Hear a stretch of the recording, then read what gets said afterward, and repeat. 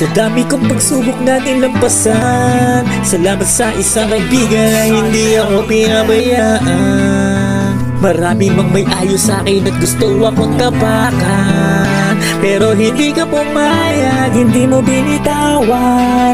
Kasama kita sa lahat ng laban, pinapalakas mo ang loob sa tuwing pinanghihinaan. Ngayon nakabangon sa mga pagkakadapaan, dami kong natutunan. Mga panahon na ako'y walang-wala, bilang sa daliri ang mga kaibigan na ikaw ay tutulungan, at ang ilan naman ikaw ay tatawanan. Pero kahit minsan ay hindi ako nawala ng gana, baka sa loobin ko na sinali ko sa musika.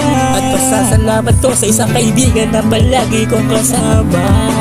Maraming mang pagsubok pero kailangan mong lumaban. Tiisin mo ang bawat kirot, panalangin sa Diyos ay paniwalaan. Kung nadapa ay huwag panghinaan, ipakita mo na kaya mo din makipagsabayan. Ang mga pasakit ay may araw din nagagaan. Kung merong lungkot ay meron din kaligayahan. Huwag kang magmamadali, lahat yan ay merong panahon yan. Isipin mo na kailanman ang Diyos ay hindi ka pababayaan. Basta manalig ka lang.